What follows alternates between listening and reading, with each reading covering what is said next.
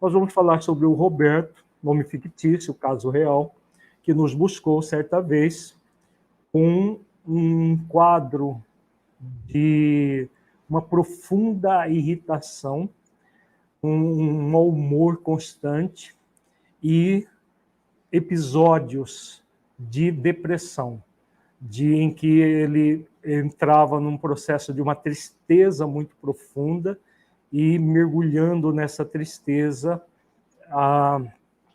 ficava dias mergulhados, além do mau humor, também numa tristeza. Chegou com o diagnóstico de distimia, já com tendência à depressão. O movimento psíquico-emocional do Roberto era de se irritar com tudo e todos.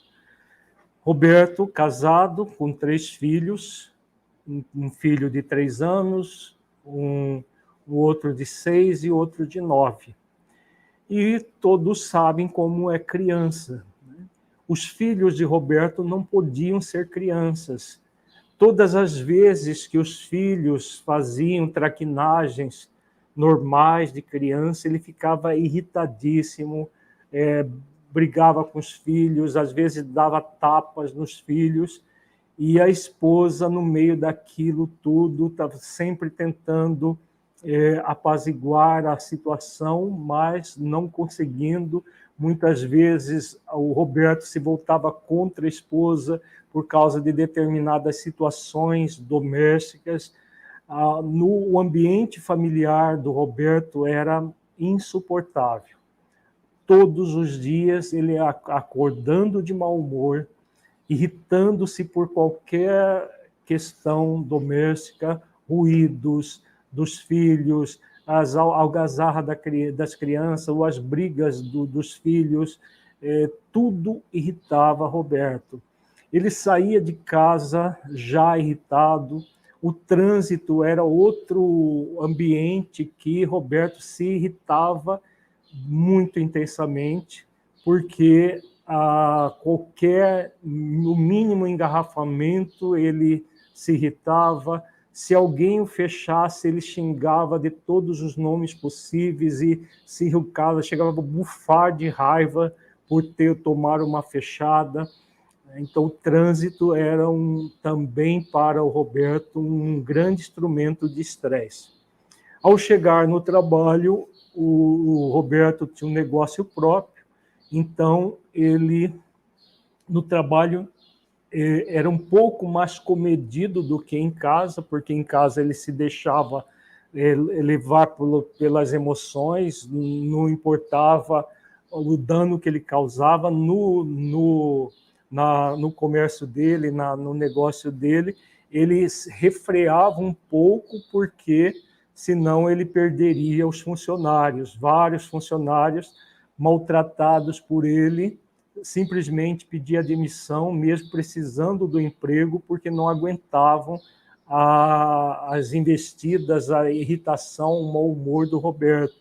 Então, ele se reprimia muito intensamente no trabalho, mas muitas vezes não conseguia reprimir e soltava os cachorros em cima dos funcionários, fazendo com que vários funcionários pedissem demissão e outros trabalhassem acuados, coagidos, com medo de a qualquer momento ser maltratados, às vezes na frente de clientes.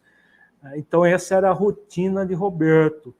Quando ele voltava para casa, depois de muita repressão de sentimento, desse mau humor, ele descontava na esposa, nos filhos, que tentavam cercá-lo para brincadeiras, e ele nunca estava disposto a brincar com os filhos, sempre de mau humor, sempre irritado. Vejamos que essa é, assim, numa síntese, o caso vivido por Roberto, que é, infelizmente, muito comum. Talvez não na intensidade do Roberto, mas muita gente tem esse mau humor, essa irritação constante. Às vezes a pessoa não verbaliza de uma forma agressiva, mas ela sente a irritação, ela muitas vezes reprime a irritação, jogando toda a energia tóxica da irritação, do mau humor, no seu próprio corpo, somatizando muita coisa. Enfim, é um problema relativamente comum, que na psiquiatria se denomina de distimia. Distimia, essa doença do mau humor. A pessoa é reconhecidamente doente, né? E, segundo os estudos, a distimia muitas vezes intensifica e acaba produzindo um estado depressivo, chamada depressão maior. Por que que acontece isso? Porque na distimia a pessoa gasta uma energia enorme nesses processos de irritação, de mau humor, de agressividade, de todos esses sentimentos que caracterizam essa doença. E a gente sabe que toda a energia gasta num determinado momento vai faltar em outra. O que caracteriza a depressão é um estado de irritação mesmo, de mau humor também, mas de uma tristeza muito forte, de um movimento de se fechar dentro de si mesma, de mergulhar numa passividade, que é mais comum na depressão, de tanto gasto de energia. Mas a distimia está intimamente ligada à depressão, e a própria distimia acaba por levar à depressão, porque a distimia, a pessoa está mais voltada para fora, irritada e agressiva com o ambiente externo.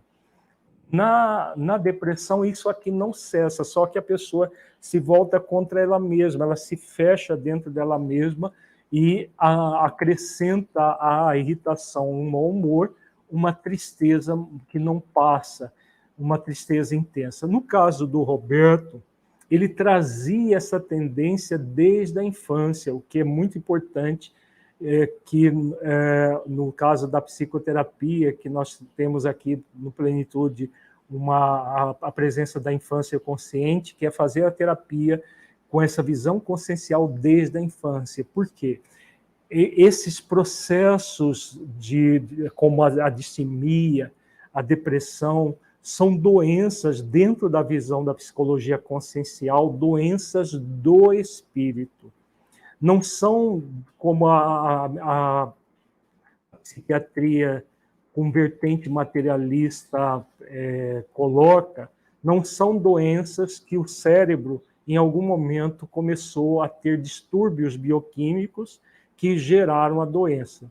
Os próprios distúrbios bioquímicos, dentro da abordagem da psicologia consciencial, são consequências de um processo que é de ordem espiritual. Então, uma doença do espírito. Por isso que, desde criança, o Roberto ele trazia uma irritabilidade muito grande, que não foi trabalhada, um mau humor constante, não foi trabalhado. Às vezes, até o adulto acha bonitinho a criança irritada, a criança fazendo birra e tudo mais, mas não é bonitinho, não. Isso aí é doença, isso é doença do espírito, necessitando de acolhimento e cuidar para que a criança desenvolva as virtudes que vão ressignificar tudo isso. Mas voltando à questão do Roberto adulto. Então, nós temos a irritação, o mau humor, a agressividade como sentimentos egóicos que estão no aparente, que estão sendo demonstrados muito objetivamente.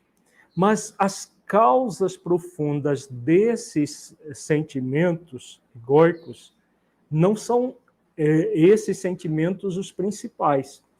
Esses são os que aparecem. Então, aquela pessoa irritadiça, está com raiva de tudo e de todos, mal-humorada, agressiva consigo mesma e com os outros, principalmente com os outros.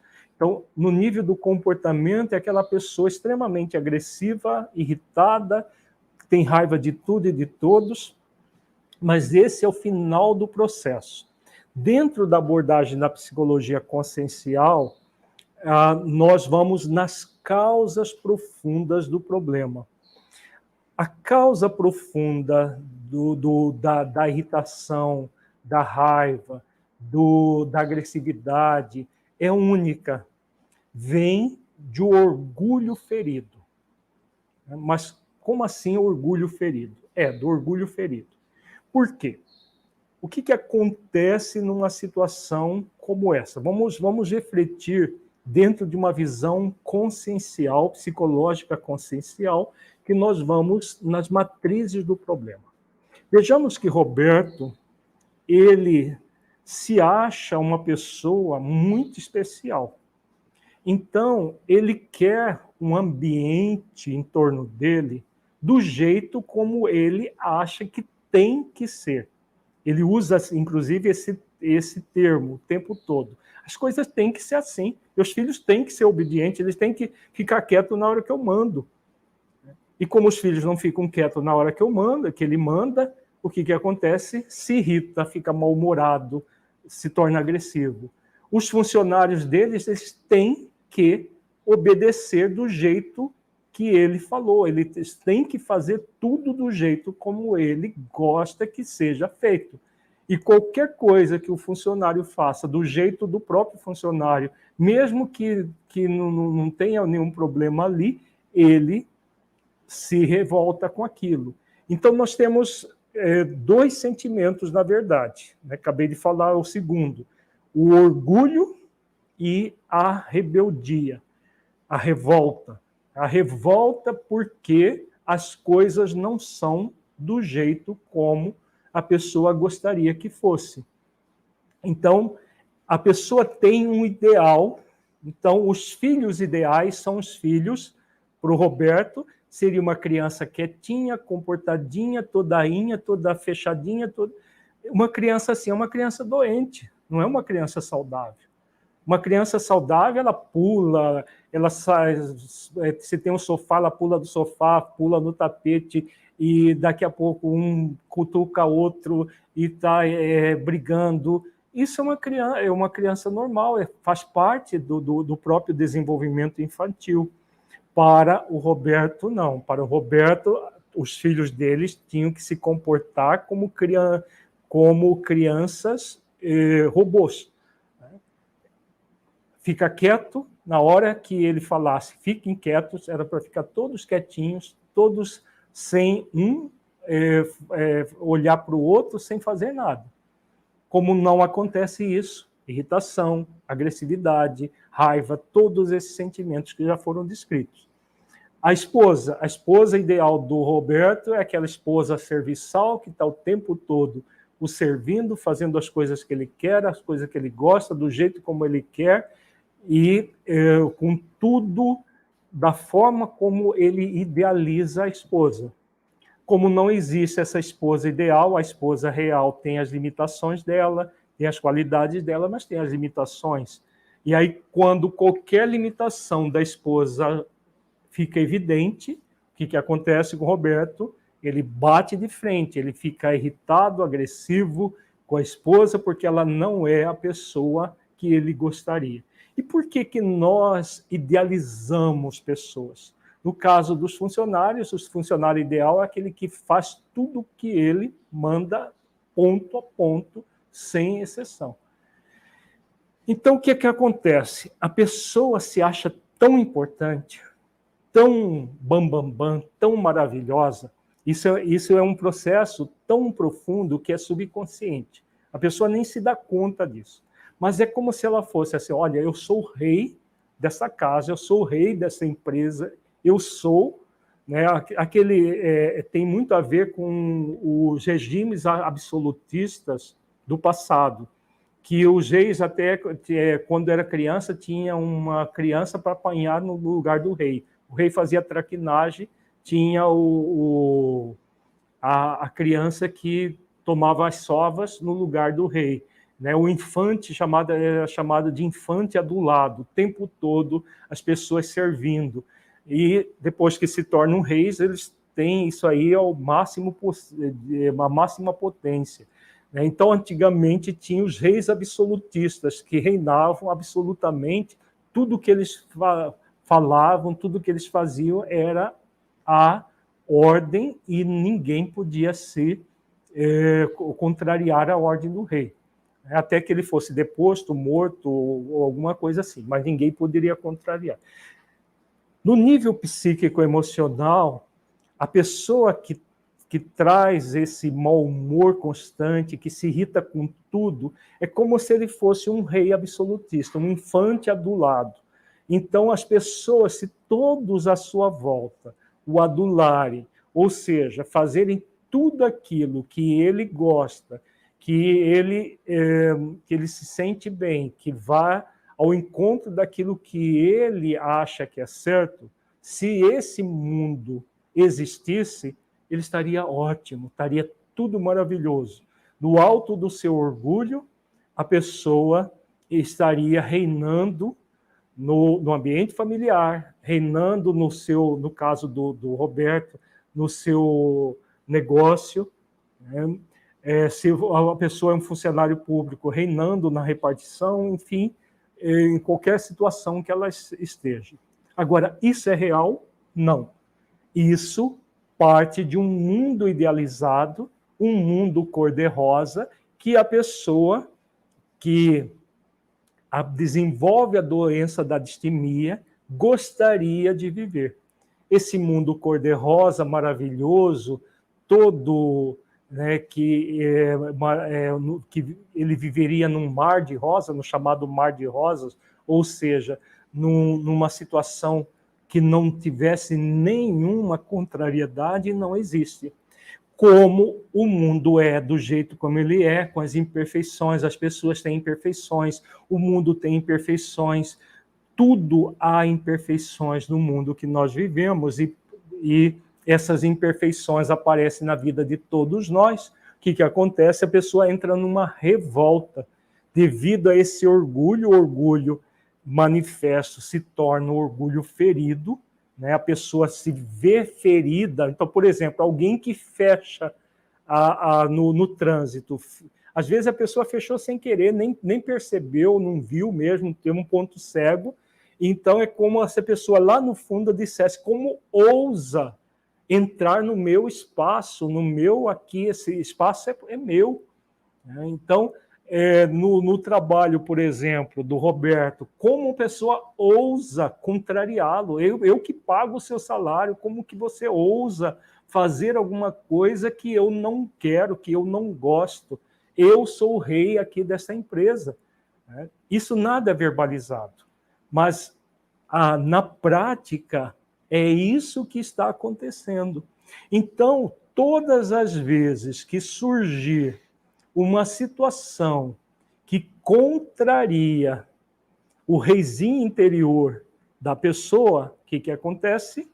Revolta, um estado de rebeldia intensa. Eu não quero isso para a minha vida, eu não quero esse mundo. E aí, como esse mundo está o tempo todo acontecendo na vida dela, o que ela faz?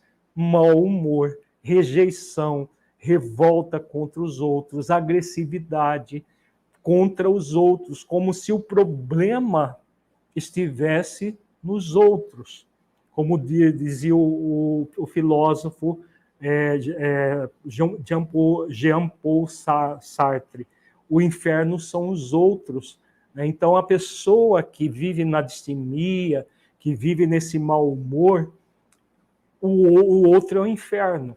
Na verdade, ele é que está criando esse inferno particular.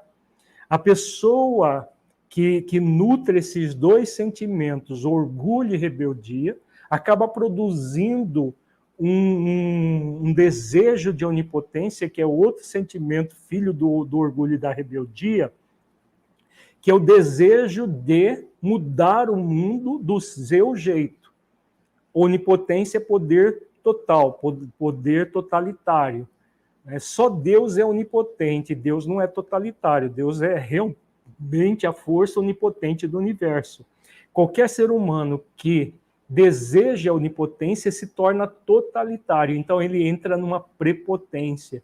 Então, o movimento do Roberto, cercado de mau humor, de agressividade, de raiva, de irritação, é um movimento prepotente. Então, o tempo todo agredindo os filhos, agredindo a esposa, agredindo os funcionários, agredindo as pessoas na rua, enfim, agressão o tempo todo devido a essa prepotência, que acaba gerando uma autoagressão.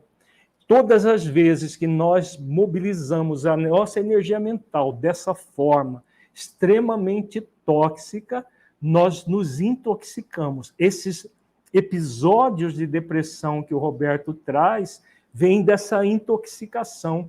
Gasta tanta energia nesse movimento de mau humor, de irritação, de agressividade, que a energia mental agressiva se desgasta e aí ele se recolhe. Muitas vezes não sai da cama. No fim de semana ele não sai da cama, fica o dia inteiro no quarto, não quer brincar com os filhos, não quer fazer nada, quer ficar lá no quarto fechado, às vezes assistindo televisão, às vezes dormindo. É assim que ele passa o fim de semana. Por quê? Porque é o momento de, entre aspas, de desgastar menos energia para continuar na segunda-feira os desgastes que já vêm ocorrendo.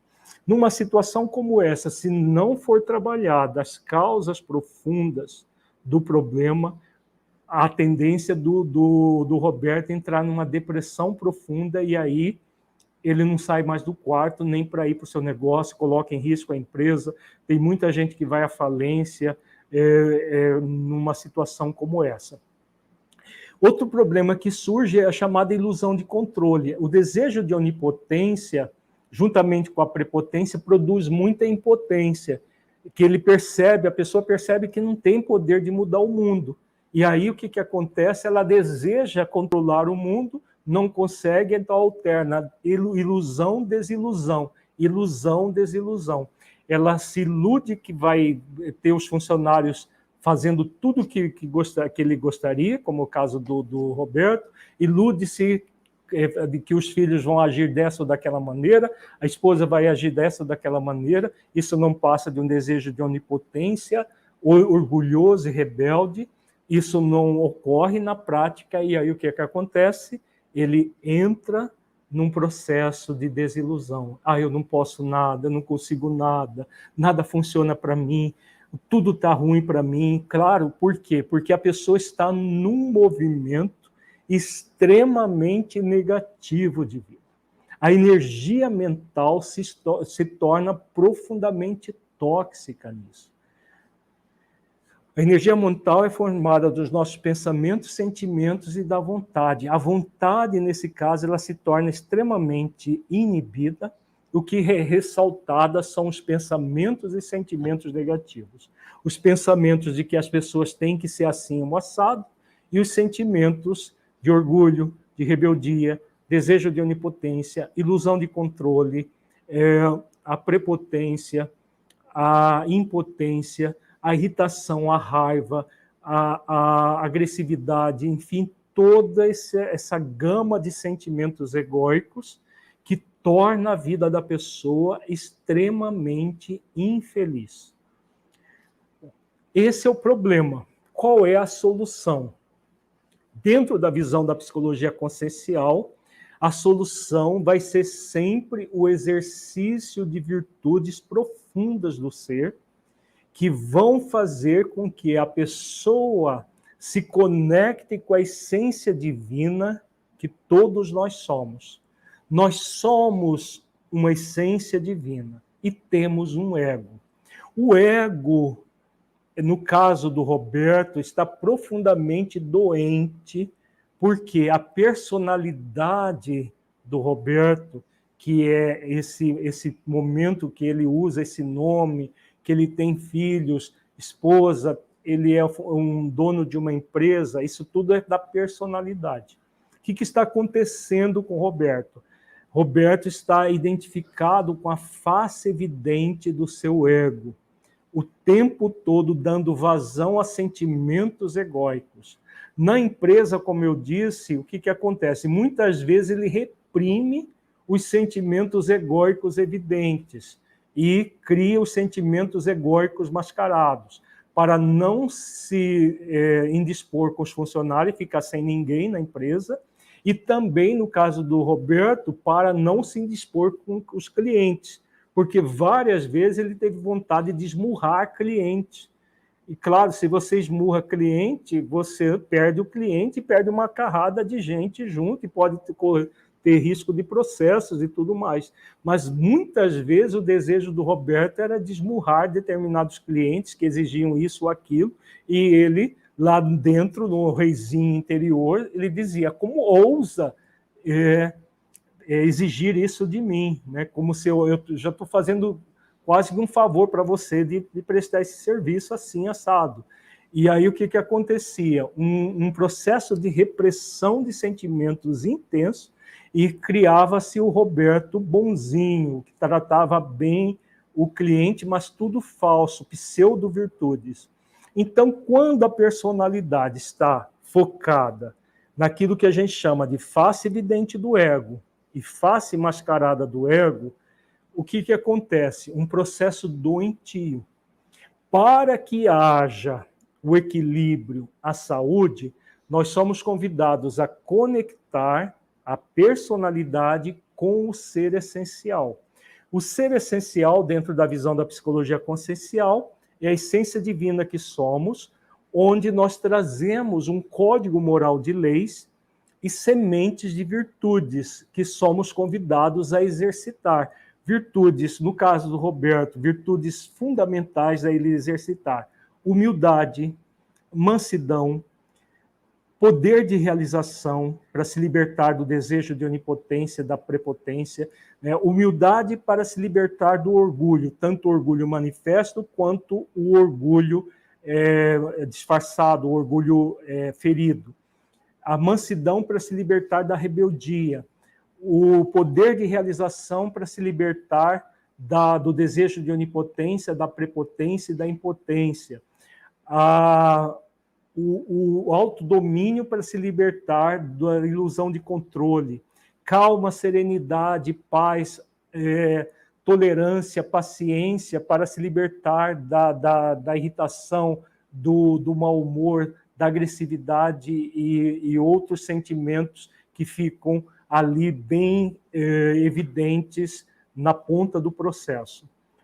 Então, é um conjunto de virtudes, uma psicodinâmica muito profunda de virtudes que nós vamos auxiliando a pessoa no setting terapêutico a exercitar essas virtudes, a trabalhar com ela mesma os sentimentos egóicos que geram problema e as virtudes que são a solução para esse problema. Então, o tempo todo nós vamos trabalhar aliás, nós trabalhamos, né, no caso de casos semelhantes ao Roberto, trabalhar virtudes profundas como a humildade, a virtude que a pessoa reconhece a sua pequenez e, ao mesmo tempo, a sua grandeza. Pequenez porque ela não é o rei do universo, o mundo não está à sua disposição. Nem na época dos regimes absolutistas era tudo ilusão que aqueles reis e rainhas viviam. Vários foram mortos, assassinados, decapitados. Os imperadores, por exemplo, da época de Roma, a maioria deles morriam assassinados. Por quê? Porque era todo poder, esse poder falso, que é poder de coerção, ligado à prepotência, ao desejo de onipotência, é falso em si mesmo. Ele é fruto desse orgulho manifesto que se torna ferido quando há uma contraposição a esse pseudo-poder. Então, a humildade faz com que a pessoa reconheça a sua pequenez. Eu sou uma pessoa iguais às outras. Temos aí outra virtude que é o sentimento de igualdade, com as mesmas necessidades, com limitações, com qualidades a serem desenvolvidas. No caso do Roberto, os meus filhos são crianças, e é necessário que eles sejam crianças, ele acolher os filhos a partir desse movimento de humildade, de não se sentir o rei da família, que tem que ser servido pela esposa e pelos filhos, como se eles fossem simples serviçais, pajens do Roberto, e não filhos dele e a esposa dele. Então, é a humildade que faz com que a pessoa reconheça essa pequenez, ao mesmo tempo a grandeza no sentido de que ele pode, ele é capaz, ele consegue superar tudo isso, todo esse movimento de orgulho exacerbado, de toda essa energia mental destrutiva que ele está. A mansidão vai libertar o Roberto, né? No caso, libertou todo o exercício que trabalhamos com ele, para desenvolver a mansidão e amansar essa rebeldia, né? De aceitar as coisas como elas são, de se libertar dessa ilusão de controle pelo autodomínio. Eu tenho domínio de mim mesmo, eu não tenho domínio do mundo, eu não tenho domínio de como as pessoas agem, como elas pensam. Um funcionário eu posso esclarecê-lo quantas vezes for necessário, mas eu não tenho como pensar por ele, eu não tenho como dar inteligência para ele se ele tem alguma dificuldade intelectual, eu não posso uma série de coisas. Então reconhece isso, exercício de humildade e de mansidão, o poder de realização, sempre o que eu posso e o que eu não posso. Aceito que eu não posso determinadas questões, eu não posso mudar o mundo, eu não posso mudar a dinâmica do mundo. O que eu posso mudar a forma como eu me conduzo no mundo. Então, isso tudo foi trabalhado usando técnicas de visualização, técnicas de visualização terapêutica, técnicas da psicologia energética, emotional freedom techniques, hipnose clínica, tudo isso nós utilizamos no setting terapêutico, técnicas de regressão de memória para ele trabalhar, no caso do Roberto, entrou em situações do passado, de muitas ações absolutistas que ele realmente teve no passado, que eram resquícios que ele trazia de subpersonalidades do passado vividas num poder autoritário, num poder de desmandos. Em pelo menos 2 ou 3 ocasiões ele teve muito poder sobre o mundo à sua volta e foi realmente extremamente prepotente. Então, tudo isso foi trabalhado para que ele pudesse se encontrar a essência divina que é, exercitar as virtudes. E é importante lembrar, né? Isso é importante para os nossos alunos que estão assistindo essa live e os futuros alunos. As técnicas terapêuticas, elas auxiliam a pessoa a se ajudar. Elas não fazem a transformação. A transformação verdadeira vai se dar sempre por meio do exercício das virtudes. No caso do Roberto, as virtudes que foram faladas: humildade, mansidão, poder de realização, aceitação, calma, paciência, tolerância, indulgência, uma série de virtudes que ele se dispôs a fazer. A técnica ajuda a pessoa a centrar-se, a ter elementos para se ajudar, mas não para fazer esse processo de exercício de virtudes. Quando a pessoa se propõe ao exercício de virtudes nesse nível profundo, aí sim acontece a transformação interior no nível profundo e a doença que é efeito desaparece.